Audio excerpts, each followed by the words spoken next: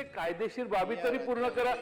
स्थानिक ग्रामपंचायतीची परवानगी नाही, प्रदूषण नियंत्रण मंडळाची यांना परवानगी नाही, पर्यावरण विभागाची परवानगी नाही, जिल्हा समितीची परवानगी नाही.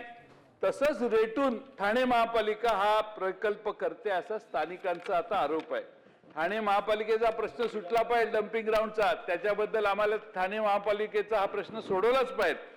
पण बेकायदेशीर एखादी व्यवस्था, स्थानिक स्वराज्य संस्थाच एखादी बेकायदेशीर जर काम करत असेल तर ते गंभीर आहे.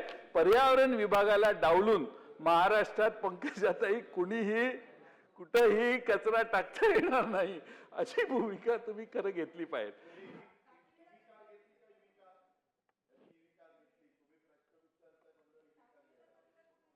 तुमची मला ईव्ही कार काय ईव्ही कार दादा तुम्ही मला पाठवून द्या.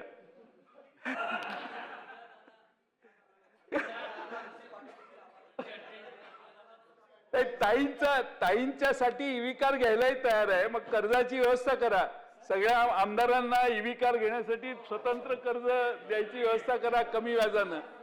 पण अध्यक्ष महोदय, ताई आपण या ठिकाणी मुंबई नागपूर समृद्धी महामार्ग तिथं होतोय, मुंबई बडोदरा होतोय, बऱ्याच गोष्टी आहेत. अध्यक्ष महोदय, ताईंना माझी विनंती आहे की तो प्रगतिशील असणारा भाग आहे, त्या लोकांचा तिथं विरोध आहे आणि म्हणून त्या लोकांचं म्हणणं जर आपण ऐकलं तिथं रोजगारावर कुऱ्हाडी येईल, बाकीचे प्रश्न आहेत.